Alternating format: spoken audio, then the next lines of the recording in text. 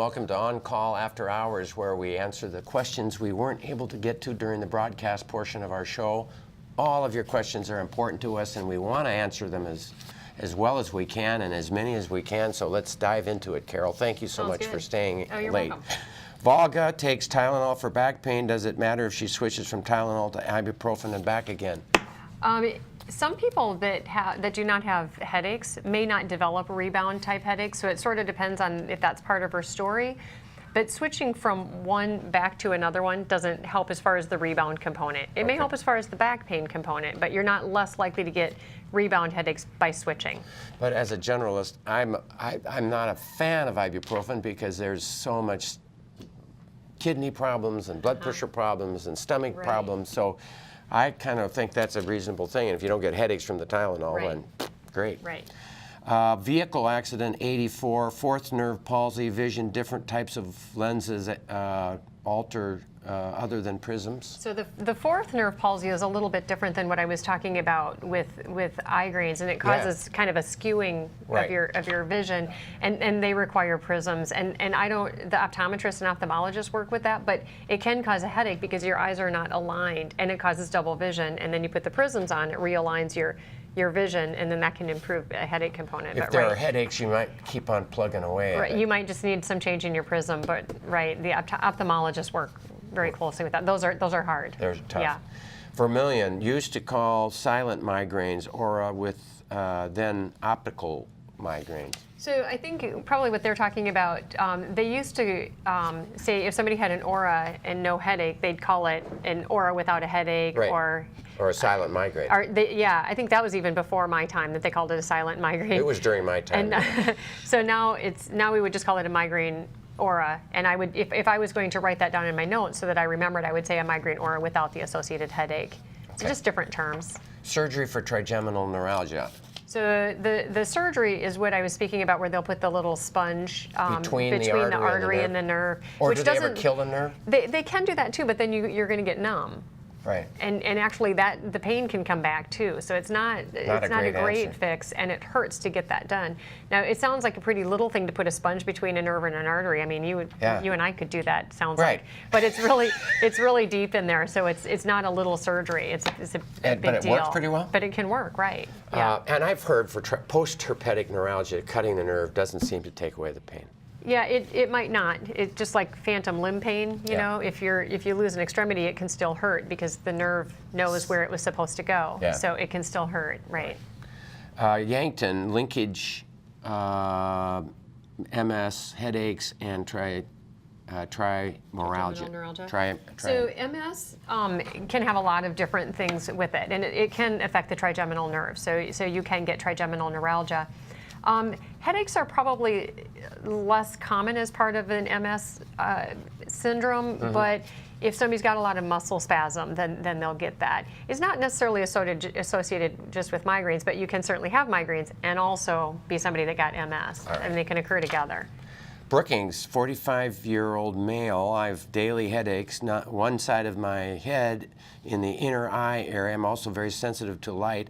When I take anti-migraine meds, I feel like I'm choking. What are your recommendations? So that sounds like it's probably a chronic migraine, because a migraine is one-sided and in the area of the eye, the light sensitive, the stuff that he's describing. So he's probably somebody who's changed from an episodic migraine person to a chronic migraine. That over time became a chronic daily. And that's somebody who would really need to work with a doctor to see which medications, because I'm not sure what would make him feel like he's choking. There's just so many medications that could be, but probably needs a different choice of medications. Probably definitely needs to have something that helps break the headache cycle, and then needs a preventive and needs something to take at the time. So that would be a complicated one. So a perfect example of drugs, if he was without having been treated before, you would pick?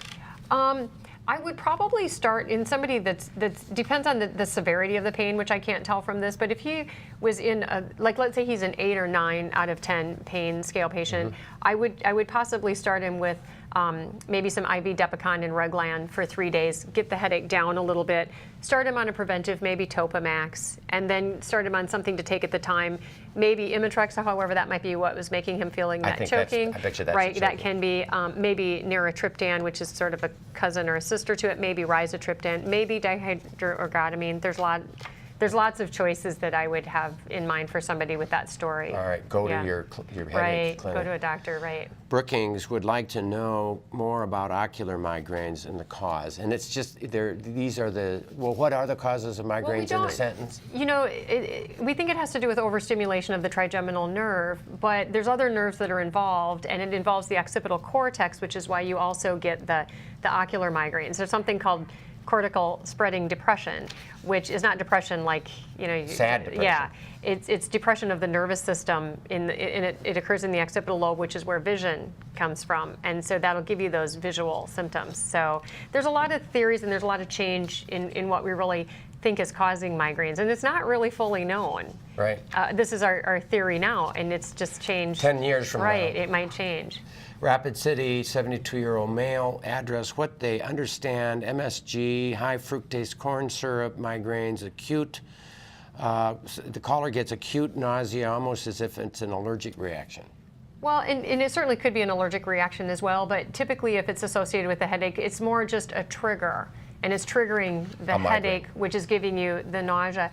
And I haven't really heard the high fructose corn syrup before, but that might just be that person's particular trigger. And so if it does it more than once, that is still your trigger, even though it may not be written up somewhere. It's probably still your trigger, just like the MSG would be a trigger. So you identify your triggers and then you avoid them as best you can. Right. And if it's constant, then you do a preventative like. Right, like Topamax or nortriptyline or a beta blocker, lots of choices. Calcium channel blocker, right.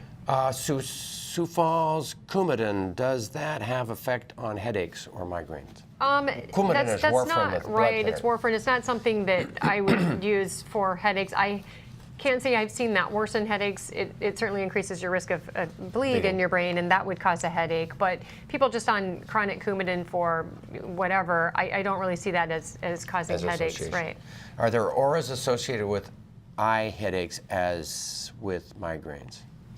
I guess that we've talked about Yeah, I think that's probably been answered. I think so too. Brandon, 74-year-old female, do you know of any treatment of MGJD? I'm not sure. Treatment for, I'm just thinking, how about, no, it's not temporal mandibular joint, TMJ. I'm not sure what they're talking about on that. Let's take the question of TMJ. Oh, maybe it could be TMJ.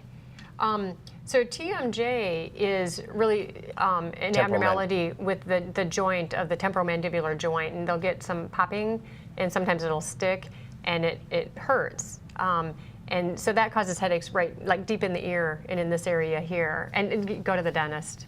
Yep. Yeah. But sometimes, do you think that some of these people with temporal mandibular joint syndrome, chronic pain from that, might also be having migraine? They could be. It's in the same area. Yeah. Right. It is. Sioux Falls, different between dizzy and headaches. Can blood pressure pills cause dizziness? Right. Well, so that's something that if somebody started on any of the blood pressure medications for headache prevention, they can start to get lightheaded. And that means that that's probably not the right choice for them, or maybe the dose needs to be decreased. Reduced. So that's when I would switch to a different preventive medication. All right. That and many of the preventives are blood pressure pills. Right. Right. So you don't want to go so low as you're having lightheadedness and you're going to fall. Exactly. Vermilion, 67-year-old woman, current patient of Dr. Miles. Explain what kind of headaches accompany a concussion, mild or severe, and how does treatment differ for those headaches compared to a regular migraine? So concussion-induced migraine. So any sort of concussion or traumatic brain injury can worsen somebody's headaches if they were already a migraine person, but it can also bring out headaches in somebody that wasn't a headache person before. And interestingly, it doesn't matter how severe the trauma was. It can be a slight bump to the head and they get terrible headaches. It can be a big car crash and they don't get any headaches. And so it doesn't necessarily have to do with the severity of the injury. Oftentimes, those will go away, as any post-concussive syndrome, in the course of about 2 to 4 weeks, but sometimes they do go on longer than that. And I always treat those just like I would treat any other headache. If it sounds like a tension, I would probably use nortriptyline and maybe some Aleve or maybe a muscle relaxant. If it sounds like it's really brought out migraines, then I would use any of the migraine medications. Okay. Rapid City, caller gets a headache relief from extra strength Excedrin. Her doctor put her on Plavix. What is the correlation between Plavix and Excedrin? So Plavix and Excedrin are, I would probably recommend talking to your doctor to see if you should be on them both, because Plavix and aspirin together is going to increase your risk of bleeding anywhere, including in your brain. So Plavix is an antiplatelet drug that people use after heart disease or if a stroke risk. Right. And so, you know, Excedrin has aspirin in it. Right. And so it certainly could be, with the approval of your doctor, you could take 1 Excedrin a day, but you probably don't want to be taking more than that. So that's one that you should definitely talk to your doctor. You would suggest a different kind of a headache treatment. Right. I mean, maybe, let's see, with the age, you know, Tylenol might be an okay choice. You probably don't want to use like Aleve or ibuprofen, because those with Plavix aren't going to be your best choice too either. Right. So what do you suggest for a plain old headache? Tylenol, probably, in this case. In this situation, I would probably recommend Tylenol. But the problem with Tylenol is there's a lot of rebound. The rebound. So I would say Tylenol, but no more than 3 days a week, if you're going to do it several weeks in a row. All right. Right. Rapid City, 32 years of age woman. How does Excedrin work? Why is caffeine good, and what does it do? Well, caffeine is interesting because people know that caffeine, if you're starting to get a headache, you can drink some caffeine and the headache goes away. So it can be used as a treatment if you don't use it too much, and if you don't use it every day. But if you're using it every day, then you rebound. So it just becomes a rebound phenomena. Right. So what people will find is if they don't use caffeine very much, it's a great treatment. It works. But if you use it every day, it just isn't going to work, and you can rebound from it. But Excedrin really works because it's a combination medication. So it's got Tylenol, aspirin, and caffeine. It's really kind of hitting it from 3 different angles. So that's why it's a good medication, as long as it's not overused. Not more than 3 times a week. 3 days a week. 3 days a week. Right. Mm-hmm. And of course, if you don't have headaches and you drink 2 pots of coffee a day, like yours truly, it isn't a problem. You're just not prone. You could maybe take Tylenol 3 times a day every day and not get a headache either. Right. People with headaches are more prone to them. We don't know why. All right. Sioux Falls, 61-year-old woman.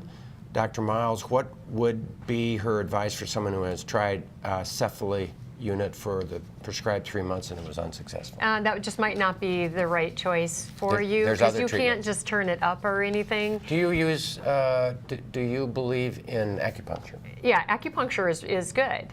And acupuncture has actually good scientific basis to it. And if you're somebody that doesn't want to use a medication, like a lot of times the people that want to use the Cephally are people that don't want to use medication, that might be a good choice. Sometimes if we could put somebody on like a preventive medication, bring that headache down a little bit, then maybe the Cephally will work better. So I wouldn't throw it away, but maybe see if you need an adjunctive therapy with it, yeah. Wyoming, Sheridan, Wyoming, extreme debilitating migraines. Do you know anything about this condition, Chiari malformation? So Chiari malformation is something you're born with, and it's basically your brain sits a little bit low, so the cerebellum is just a little bit below the base of the skull. And we know patients that have that are more prone to headaches, and particularly daily headaches, a lot of times headaches that are in the back of the head. I like to treat them like any other headache patient, try to use the medications.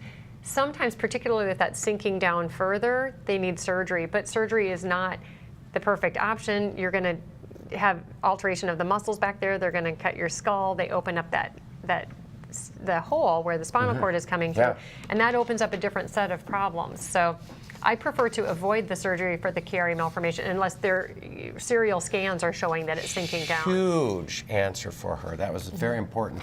92-year-old gentleman. I have headaches and stomach at the same time, triggered by light and sound. This started several years ago. So that even though he's 92 and should have really grown out of them, some people will still have them. So again, in somebody this is a migraine headache. That's probably, because with all those symptoms with it, it probably is. And so if you get those once in a while, then using Tylenol and treating early right when you get the symptoms will probably shorten it up. If you get it frequently, like let's say 3 times a week or more, you might need a preventive medication, so go to your doctor for that. How can I tell if my headaches are caused by a combination of prescriptive medicines, in particular sertraline, alprazolam, metoprolol, hydrochlorothiazide, and simvastatin?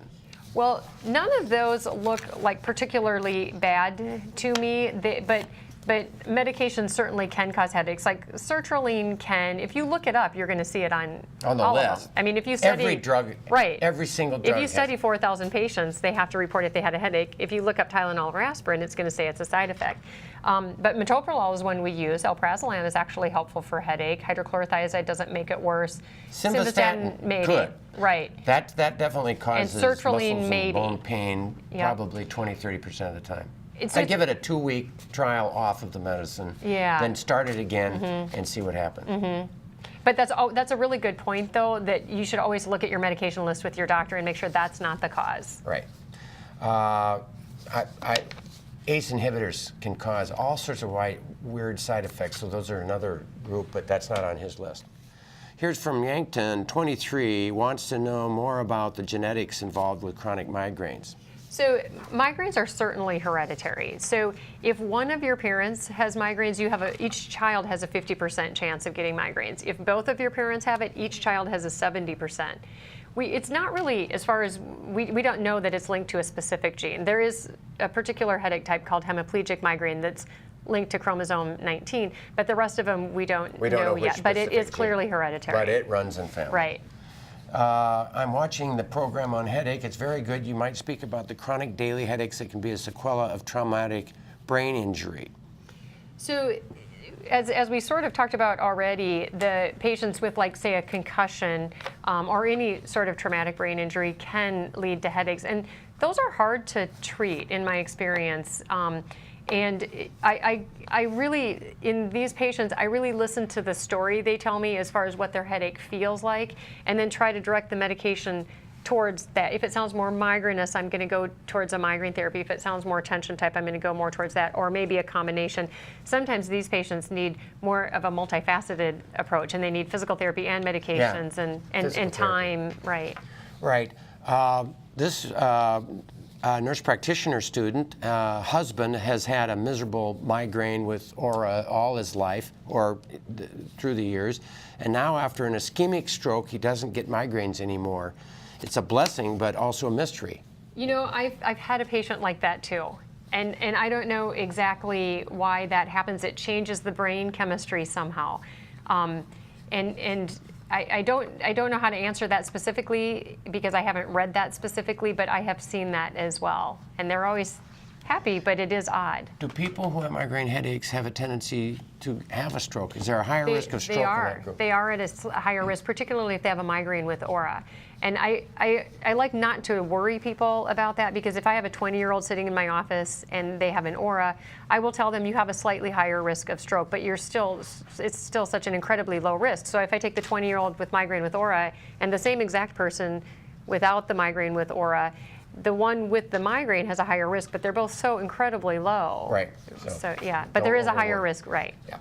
51-year-old Hovind, South Dakota, headache intensely increases with stress or tiredness. Any tips? And right, and again, that's a trigger. They're triggers, stress and changing your sleep habits. So if you can't sleep or you don't get in bed soon enough, you can worsen your headache. So it's not just the number of hours. It's not just the number of hours. It's getting to bed at the same time and getting up at the same time. So if you have insomnia, definitely get into your doctor and get that treated. I don't treat sleep disorders, but it's very important to treat that. And sometimes people need to see a sleep specialist. Maybe they have sleep apnea. There's certainly triggers. Sleep apnea is a real It's a big factor. trigger, right? Yeah. So I would probably talk to your primary about the stress and the sleep and see if that needs to be treated. I'm not a real fan of benzos. I'm afraid if you go to some doctors will prescribe Ambien and benzodiazepam-like drugs for this. But for headaches, Where do you fit in your I treatment? don't use them very often, just because I usually just don't need them. But I would say that they're best to be avoided as well, just because of the other issues that can lead to. But it can help muscular tension, so Right. it can work for that.